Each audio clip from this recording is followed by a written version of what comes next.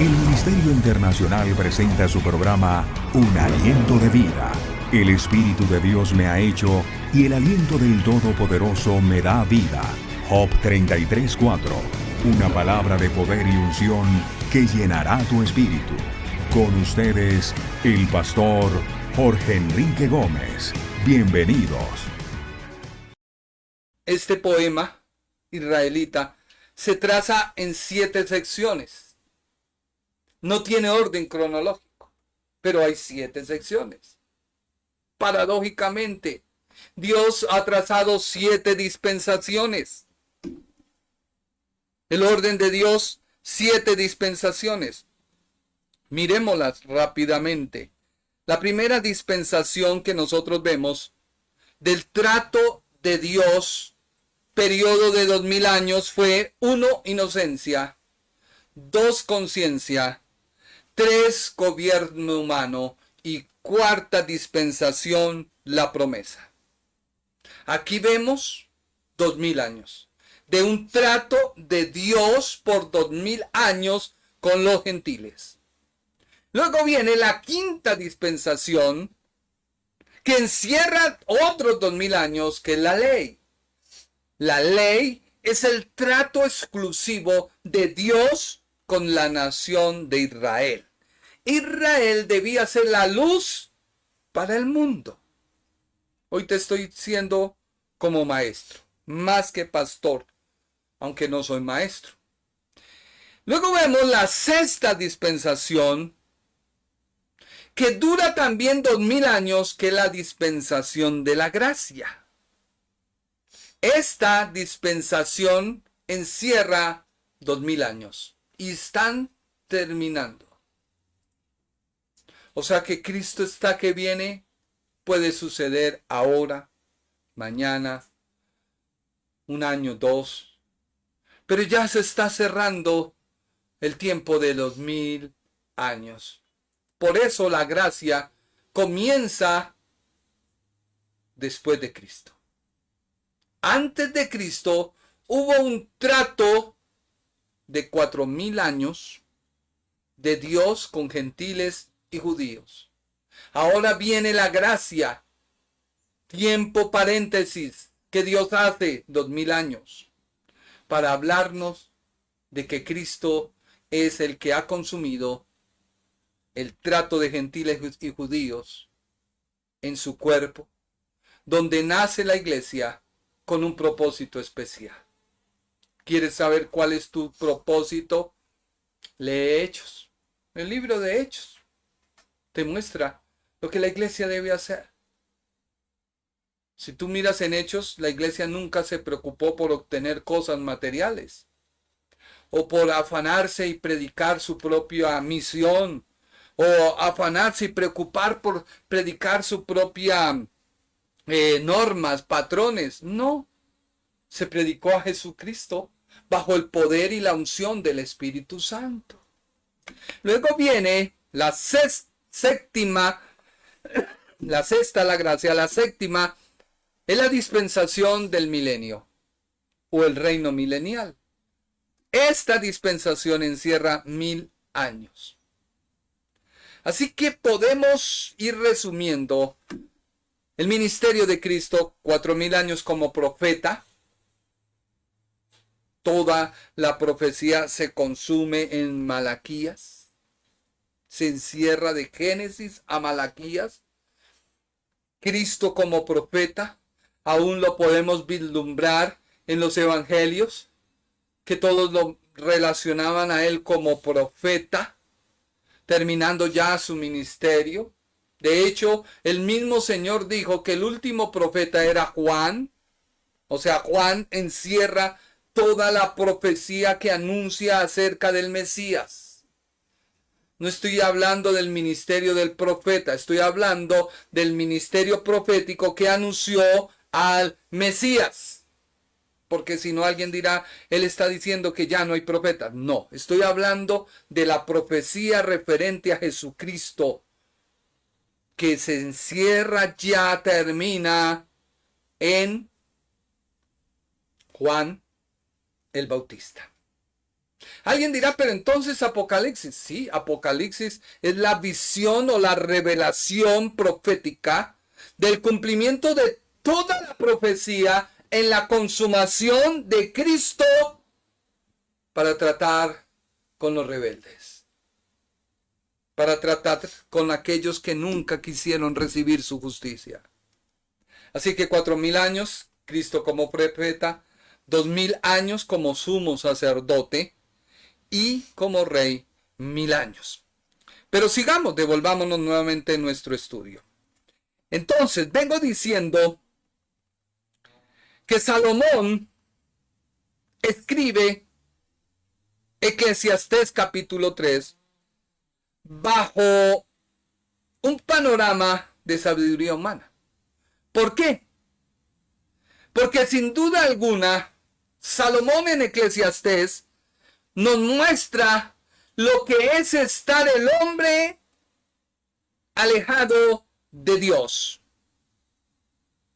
Y esto le puede suceder hoy a muchos cristianos, que hubo un tiempo en que vivía en gozo, en paz, en felicidad, pero por X o Y circunstancia está terminando en una tibieza, tiene sus ropas manchadas por el pecado, cree que la gracia es la licencia para pecar y hacer y deshacer, porque igualmente Cristo murió por él, pero estamos totalmente equivocados porque quizás no ha conocido la gracia. Eclesiastés es como un hombre que han llamado teólogo de la calle, que sí tiene mucho conocimiento, pero su conocimiento es la misma sabiduría que muestra el rey Salomón. ¿Por qué? Porque vemos las dos facetas de Salomón. Yo digo que el estar en Dios lo muestra Proverbios. Proverbios te muestra la sabiduría que te acerca a Dios. La sabiduría bajo el temor de Dios. La sabiduría que tiene su origen en Dios. En cambio, Eclesiastés nos muestra y nos habla de la sabiduría humana, de aquella sabiduría natural que se recibió de la sabiduría de Dios, pero que apartada de Dios procura encontrar la verdad y la felicidad, pero sin tener su origen en Dios, lo cual da una proyección de lo que considera el hombre es la verdad de Dios, porque ve todo desde el panorama del conocimiento del bien y del mal. Y es ahí donde uno encuentra cristianos viviendo en pecado, justificando su pecado.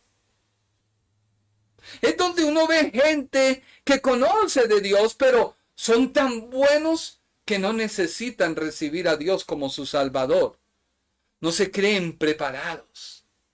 No se creen listos porque quizás ellos quieren que los metan como en una licuadora y hagan y deshagan y ya, listo, ya, tiempo de recibir al Señor.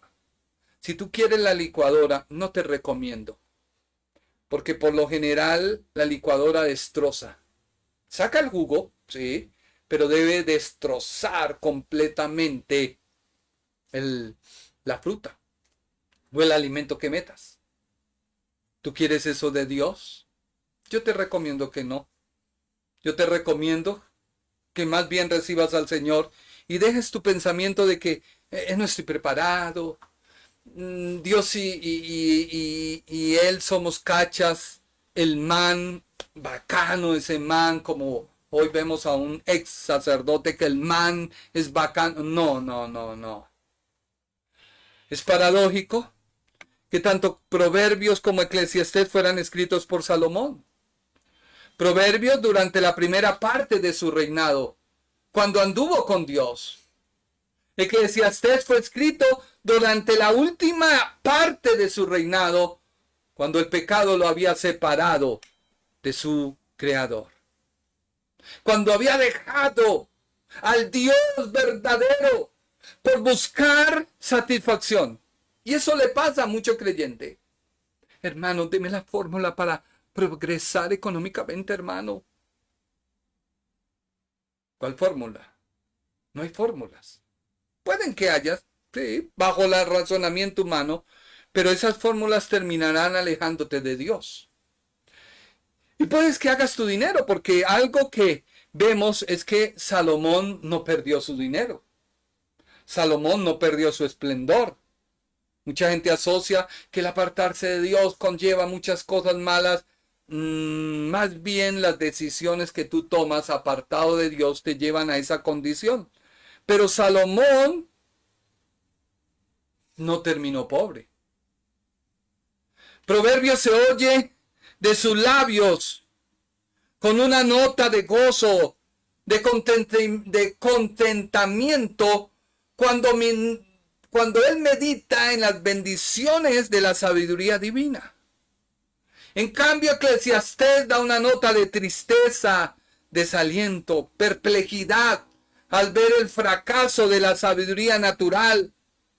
Y esa sabiduría para resolver los problemas humanos y obtener la felicidad perfecta.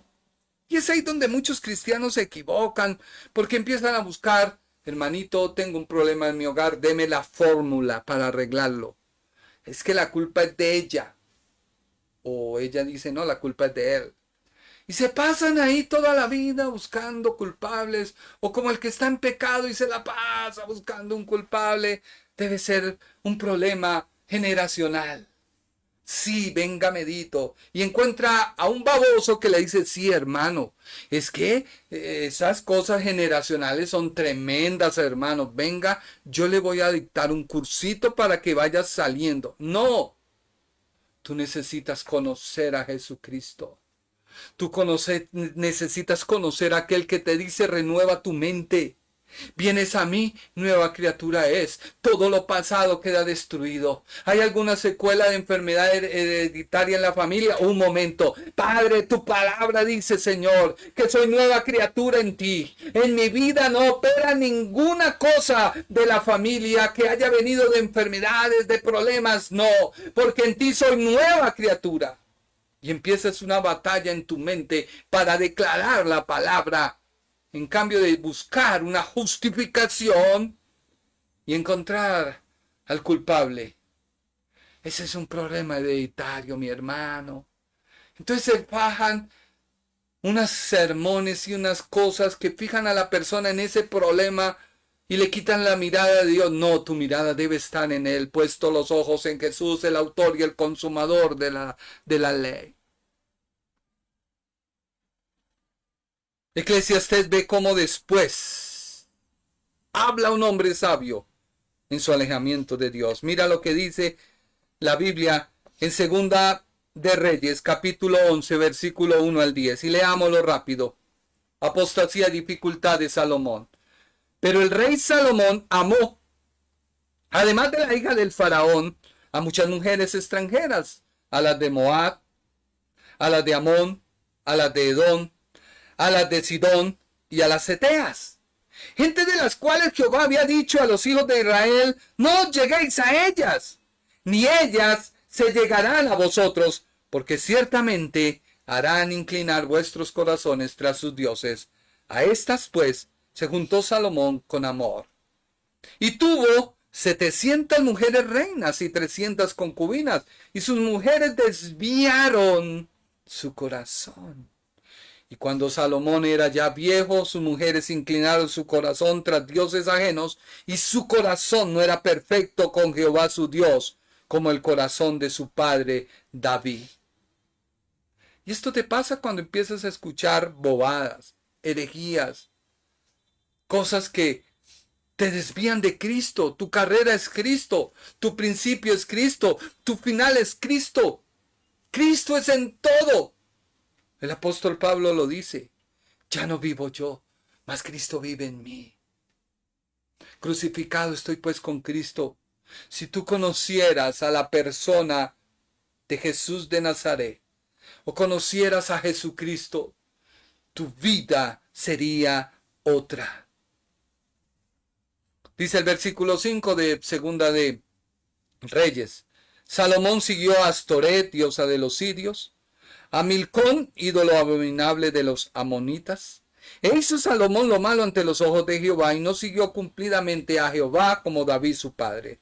Entonces edificó Salomón un lugar alto a Kenos, ídolo abominable de Moab, en el monte que estaba enfrente de Jerusalén, y a Moló, ídolo abominable de los hijos de Amón. Así hizo para todas sus mujeres extranjeras, las cuales quemaban incienso y ofrecían sacrificio a sus dioses. Y se enojó Jehová contra Salomón, por cuanto su corazón se había apartado de Jehová, Dios de Israel, que se le había aparecido 2 veces. Y le había mandado acerca de esto, que no siguiera a dioses ajenos, mas él no guardó lo que le mandó Jehová. Jehová se aparta de Dios, ya uno obtuvo sus riquezas y sabiduría. Pues eso no lo muestra Eclesiastés. Teniendo estas, comenzó su investigación de la verdad, de la felicidad aparte de Dios. ¿Cuántos creyentes están en esta situación? Tratando de investigar la verdad. ¿Será que lo que dijo el profeta este 8 de abril cambia el mundo? Pues todos los días cambia el mundo, mi hermano. Ayer fue un día, hoy es otro. Hoy está terminando mañana será otro. No entiendo por qué le vas a poner tanto ahínco. Ay, es que la profecía, sí, la profecía tiene un curso, pero es que tú estás por encima de la profecía. Y estás encima porque Cristo es tu esposo. Porque Cristo es tu cabeza y tú eres el cuerpo. Y si Él cumplió la profecía para hacernos libres de la profecía, ¿por qué tú tienes que entrar a investigar con zozobra y temor, pánico y asombro? ¡Ay, Dios mío! ¡Tú ya vienes! No, debería de haber regocijo. Debería de haber alegría. Así que el resultado de esta investigación se expresa en la repetida frase: todo es vanidad. Todo. Salomón dijo, vanidad de vanidades, todo es vanidad. Aquí la vanidad significa vacuidad, indignidad sin ningún valor. O sea, Salomón perdió la esencia,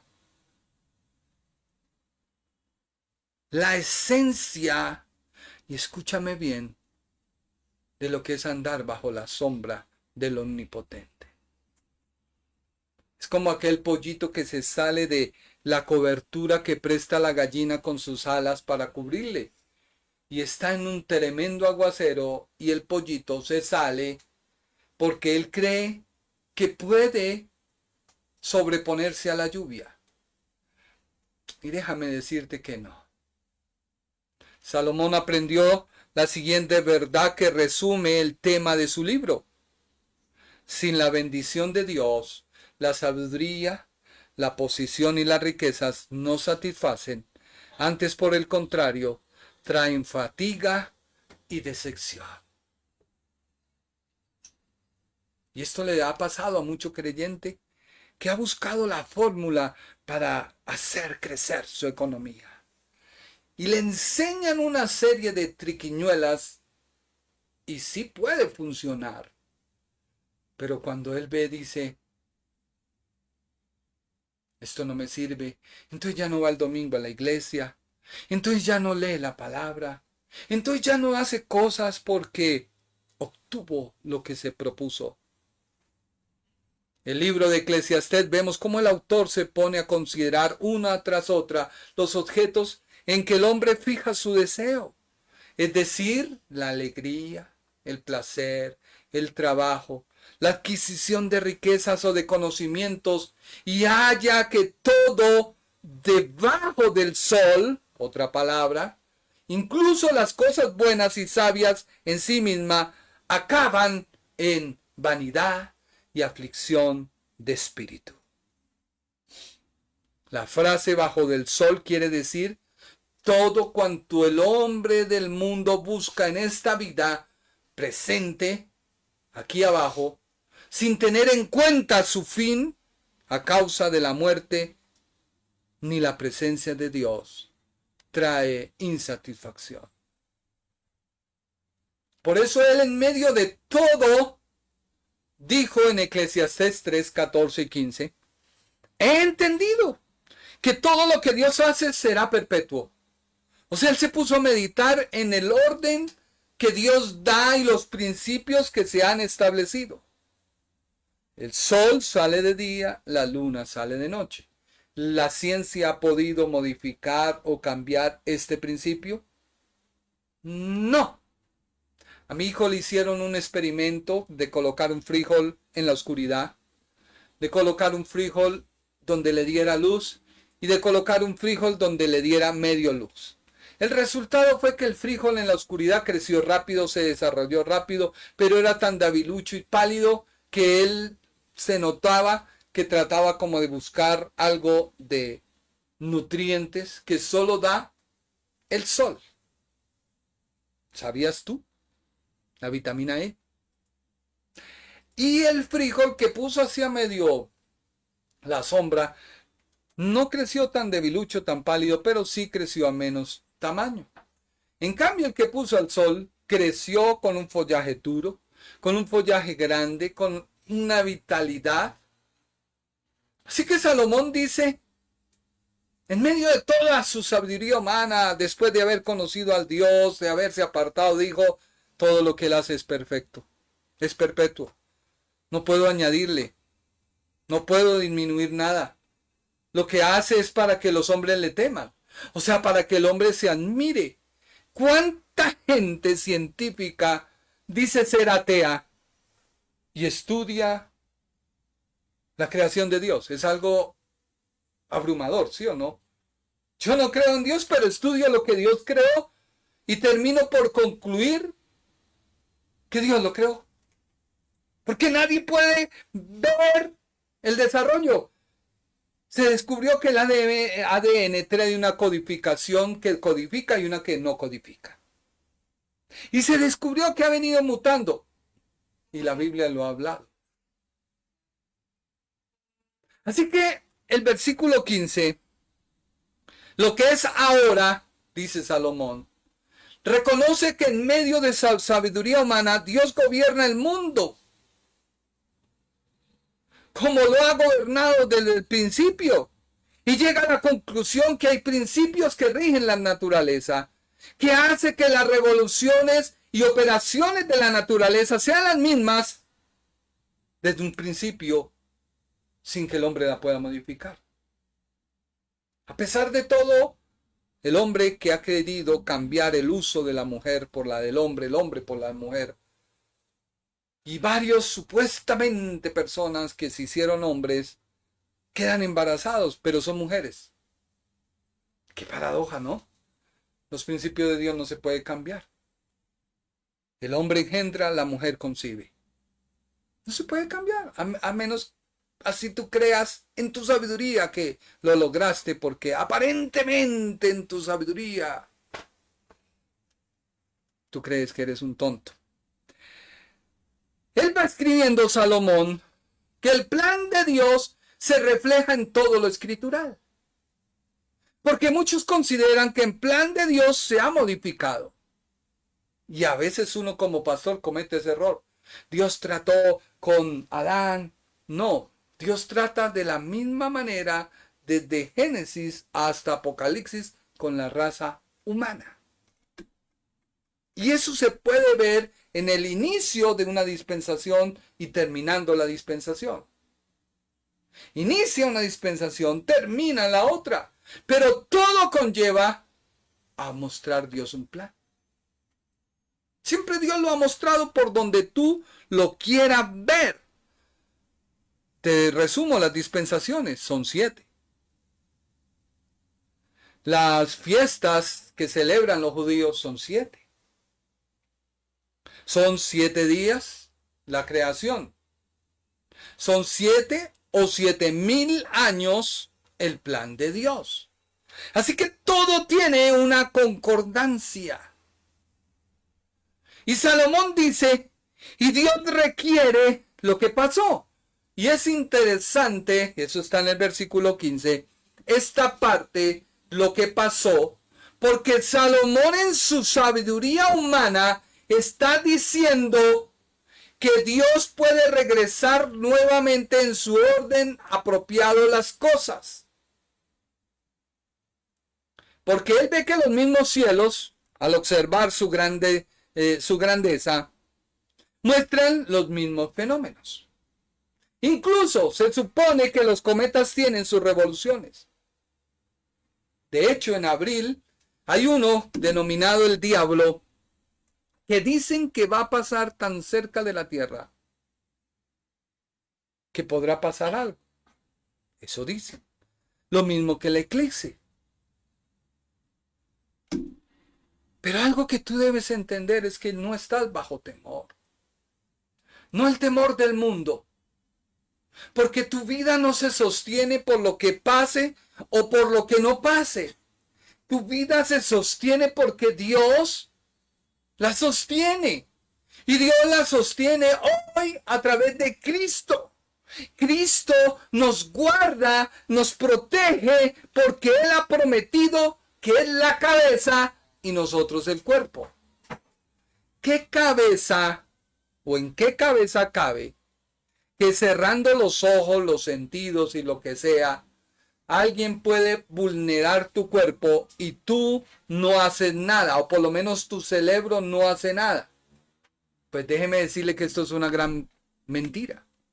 Si tú te golpeas un dedo, inmediatamente tu cerebro ordena a esa parte del dolor crear un adormeciente, crear una especie, como dijéramos, de, se me olvida la palabra, que pueda causar que el dolor se aminore. Si una parte tú cortas de tu cuerpo, inmediatamente tu cerebro, la cabeza envía órdenes para que empiece a haber una restitución. ¿Cómo entonces la gente va a creer que Dios va a hacer cosas con la iglesia y a meterla en cosas cuando no es el trato para la iglesia? Porque es parte de su plan de redención. Dios no requiere lo que ya pasó. Estamos en un periodo de la gracia. Dios hoy llena tu vida y tu alma a través de la verdad que es Cristo y le da gozo y le da paz. En el mundo tendréis aflicciones. Confiad, yo he vencido al mundo. ¿Quién nos podrá separar del amor que es en Cristo Jesús? Nada.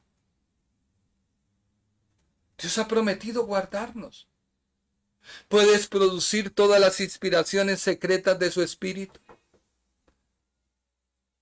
Puedes producir todas las inspiraciones de su amor, su misericordia, su perdón, su gracia santificante, la mentalidad celestial producida en ti, ese santo celo por las cosas de Él, un espíritu de oración, producir una conciencia de que nada pasará, el testimonio del Espíritu. No, solo Cristo lo puede producir en tu vida. Por eso la pregunta es, ¿dónde estás? Dios requiere lo que pasó para mostrar en tu presente lo que Él ha hecho en ti. No como Salomón lo presenta. No. El escritor en todo el capítulo 3 nos habla de un tiempo, un momento para todo, y se describen las acciones propias del tiempo del ser humano. En los momentos más significativos de su existencia ante el nacimiento y la muerte, Eclesiastés 3:2, en las 14 vinas antitéticas, que aparece una serie de operaciones con una absoluta regularidad formal, no tiene un orden cronológico. Combina una expresión polar que casi siempre tiene la relación con la siguiente: tiempo de nacer, tiempo de morir, etcétera, etcétera. Por eso él dice, bajo su oscura sabiduría, Eclesiastés 3:15, aquello que fue, ya es. Y lo que ha de ser, fue ya. Y Dios restaura lo que pasó. Y Dios busca lo que se persiguió. Algunas traducciones lo hacen. O Dios busca lo que se persiguió. Debemos entender que Dios es perpetuo. Sus planes son eternos. No hay plan B en Dios. Solo hay plan A. Y debemos entender que su plan fue diseñado desde su eterno presente. En la lengua hebrea no hay pasado ni presente futuro. En la Biblia hay un continuo presente. En el hebreo, Dios habita en un eterno presente. Segunda de Pedro 3:8. Mas, oh amados, no ignoréis esto, que para el Señor un día es como 1000 años como un día. Pero sí le dice el apóstol la actitud que debe haber en el creyente. Segunda de Pedro, capítulo 3, versículo 9 al 14. El Señor no retarda su promesa, según algunos la tienen por tardanza, sino que es paciente para con nosotros, no queriendo que ninguno perezca, sino que todos procedan al arrepentimiento. Pero el día del Señor vendrá como ladrón en la noche, en el cual los cielos pasarán con gran estruendo, y los elementos ardiendo serán deshechos, y la tierra y las obras que en ella hay serán quemadas. Versículo 11. Puesto que todas estas cosas han de ser deshechas, ¿cómo no debéis vosotros andar en santa y piadosa manera de vivir? Y esto nos lleva a Efesios, a los santos y fieles. Versículo 12. Esperando y apresurándoos para la venida del día de Dios, en el cual los cielos estremeciéndose serán deshechos, y los elementos siendo quemados se fundirán. Vuelve y repite el apóstol. Pero nosotros esperamos, según sus promesas, cielos nuevos y tierra nueva, en los cuales mora la justicia. Por lo cual, oh amados, estando en espera de estas cosas, procurad con diligencia ser hallados por él sin mancha e irreprensibles en paz. Esta palabra paz es una palabra que nace del hebreo, que es shalom. Paz es estar parado. Paz es estar en una situación. No es la paz que da risa. No, va más allá. La paz que Dios da es estar fundido en Él bajo una nueva posición en la cual Él te protege como la gallina que coge debajo de sus alas a los pollitos. Todo el que esté bajo esas alas no va a sufrir. Si tú ves la acción de una gallina en el campo, puede llover y ella se moja. Puede pasar lo que sucede y ella los guarda. Ella los resguarda. Llega la noche y ella los protege. Da un calor materno como de alimentación de la gallina hacia ellos. Esa es la paz que Dios te quiere dar. Y solo esa paz puede venir de Cristo. Entiende tu vida cristiana. Dios no te trajo para que vivas de zozobra. Ay, aquellos dijeron, aquellos no dijeron. No, tú debes estar tranquilo. Porque igualmente nuestro paso por esta tierra es peregrino. Tu morada no es este mundo. Tu morada es el cielo. Ya estás seguro. Pero viene la inseguridad en todos aquellos que saben, como Salomón, hay un rabo de paja. Cuando hay rabo de paja, no te acerques a la candela, porque sin duda esa paja prende más rápido. Salomón afirma la inmutabilidad de la voluntad divina que actúa en los asuntos humanos. Mira lo que dice el Salmo 33:11. El consejo de Jehová permanecerá para siempre, los pensamientos de su corazón por todas las generaciones. Mira lo que dice la Biblia en Isaías 46:9-13. Acordaos de las cosas pasadas desde los tiempos antiguos, porque yo soy Dios y no hay otro Dios, y nada hay semejante a mí, que anuncio lo por venir desde el principio, y desde la antigüedad lo que aún no era hecho, que digo, mi consejo permanecerá y haré todo lo que quiero, que llamo desde el oriente al ave, y desde la tierra lejana al varón de mi consejo. Yo hablé y lo haré venir, lo he pensado y también lo haré. Oídme duros de corazón que estáis lejos de la justicia. Haré que se acerque mi justicia, no se alejará, y mi salvación no se detendrá, y pondré salvación en Sión y mi gloria en Israel. Los planes perpetuos de Dios anuncian al hombre sus propósitos y le invita al hombre que tema a Dios. Vuelvo y te digo, este temor no es de miedo, no es de zozobra, no, es un temor de asombro. Podrán pasar cosas, podrán caer a tu lado témpanos de hielo.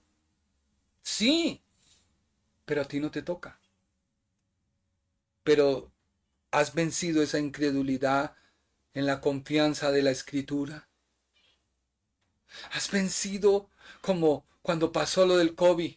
Muchos eran, ay hermanito, como un día me encontré a un compañero de instituto bañándose en una piscina y yo, hermano, pero dijo, no he vuelto a la iglesia, hermano, no sé si me pueda contagiar. Y yo le dije, acá, dijo, no, acá hay medidas. Yo le dije, qué vano eres. Qué vano eres. Y así pensamos. No. Dios te invita a que tengas un temor de asombro, un temor reverente, un temor que te inspira a reverenciarlo y decir, en Él está mi confianza. Mira lo que dice Deuteronomio 4:10. Voy terminando. El día que estuve delante de Jehová tu Dios en Horeb, cuando Jehová me dijo, reúne al pueblo para que yo les haga oír mis palabras, las cuales aprenderán para temerme todos los días que vivieren sobre la tierra, y las enseñaréis a tus hijos.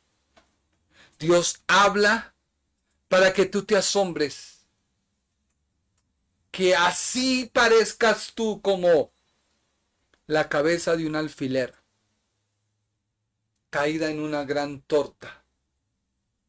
Se pierde, ¿sí o no? Dios te guardará. Deuteronomio 6:5 dice, y amarás a Jehová tu Dios de todo tu corazón y de toda tu alma y con todas tus fuerzas. Este temor nos lleva a conocer que Él es nuestro protector. Este temor te lleva a despertar en tu intelecto la reverencia hacia Dios. Esto es lo que debe despertar la gracia de Dios. Si la conoces como es, si Cristo se ha manifestado a tu vida, se debe despertar en ti un temor reverente basado en tu intelecto que conoce bien los atributos divinos de Él obrando a tu favor. El Salmo 43 dice, puso luego en mi boca cántico nuevo, alabanza a nuestro Dios. Verán estos muchos y temerán y confiarán en Jehová. Salmo 64:9 dice, entonces temerán todos los hombres y anunciarán la obra de Dios y entenderán sus hechos. Dios siempre da a conocer su plan y la forma en que su voluntad divina obra en la tierra. Isaías 45, 17 y 18 dice: Israel será salvo en Jehová con salvación eterna.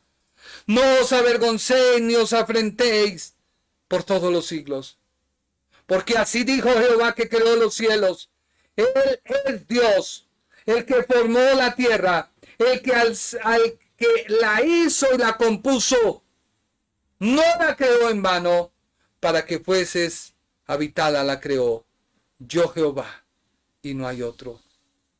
Y termina Malaquías diciendo, Malaquías 3:6, porque yo Jehová no cambio, por esto, hijos de Jacob, no habéis sido consumidos. Y termino concluyendo todo en Apocalipsis 15, 3 y 4, que dice: y cantan el cántico de Moisés, siervo de Dios, y el cántico del Cordero, diciendo: grandes y maravillosas son tus obras, Señor Dios Todopoderoso. Justos y verdaderos son tus caminos, Rey de los santos. ¿Quién no te temerá, oh Señor, y glorificará tu nombre? Pues solo tú eres santo, por lo cual todas las naciones vendrán y te adorarán, porque tus juicios se han manifestado. Dios siempre ha mostrado su plan. Y en medio de la confusión, Salomón dijo: he entendido que todo lo que Dios hace es perpetuo, y sobre esto no se añadirá, ni de esto se disminuirá, y lo hace Dios para que delante de él teman los hombres. Y déjame decirte que esta es la introducción de ese estudio de Eclesiastés, capítulo 3, 14 y 15. ¿Qué quiero decirte por último? No te dejes asombrar por lo que digan o no digan, por lo que pase o no pase. Si el cometa choca la Tierra, déjame decirte que todo está en control. Si este eclipse cambiará la Tierra o no la cambiará, Dios está en control. Y digo, Dios está en control sobre la iglesia. Mucha gente dice: si Dios está en control, ¿por qué la gente muere? ¿Por qué los niños mueren? ¿Por qué hay tanta desgracia? Precisamente el hombre se aleja, y ese es el fruto del resultado del estar alejado de Dios. Que una persona alejada de Dios no es conocida por él. Ni siquiera su oración es oída. No te confundas. Que tú eres muy bueno y oras o rezas o haces. No, Dios no te escucha. Dios no oye a los pecadores. Pero si tú estás en Cristo, estás escondido en Él, estás bajo tu paz, la paz de Él, estás bajo su asombro, el asombro de Él, estás bajo su protección, la protección de Él, nada pasará. ¿Tienes esa convicción? Si no es así, yo te invito a que tú bajes tu cabeza y le digas: Señor, hazme entender la obra de la cruz.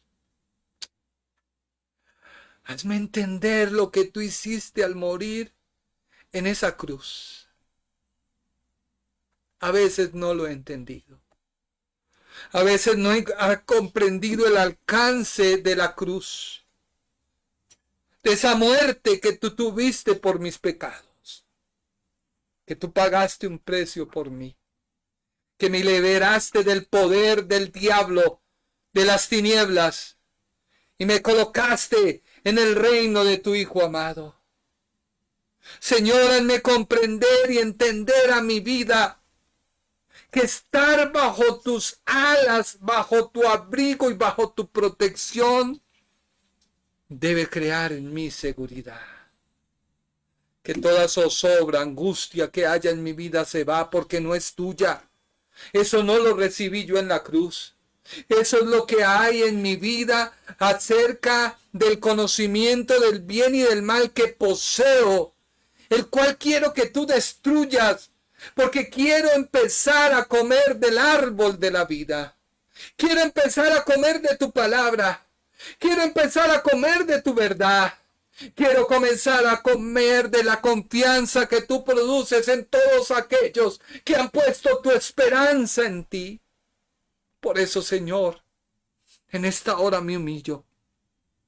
Te pido que arranques de mi vida toda incredulidad, toda sombra de naturaleza caída que no me haya permitido entender lo que es ahora vivir en Cristo, tener una nueva naturaleza, tener una nueva posición, tener una nueva convicción, tener a tu Espíritu Santo en mí. A veces lo vemos, lo decimos y no logramos comprender la profundidad de que el Espíritu Santo habita en nosotros, porque creemos que todo lo que ven nuestros ojos, la parte almática, es el todo. Padre, por favor, sella esta palabra y haz que esta palabra cambie a muchas personas, Señor. Que dejen su zozobra, que dejen su angustia, que dejen su correr en el día a día y se detengan a decir: necesito a Cristo, necesito valorar la obra de la cruz en mi vida y llegar a comprender lo ancho y lo profundo que es estar en ti. Oh Padre, te doy la gloria y la honra y te pido, Señor, que cada persona que me escuche, tu Santo Espíritu le convenza de que estamos ya en el último tiempo, la última milla, el último segundo, suspiro, porque tú vienes por nosotros, pero que podamos estar preparados y listos con nuestras lámparas encendidas y que no nos pase como aquellas vírgenes insensatas, imprudentes, que tenían aceite pero no de sobra, no tenían el suficiente reserva de aceite para esperar la llegada del esposo. Fue anunciada, todas prendieron sus lámparas, pero se dieron cuenta que su luz iba disminuyendo y no había reserva, y el esposo, si llegaba, ellas no alcanzaban a alumbrar su camino para ir en búsqueda de él. Pero vieron que otras estaban cargando sus lámparas, que tenían un depósito de reserva, y acudieron a buscar.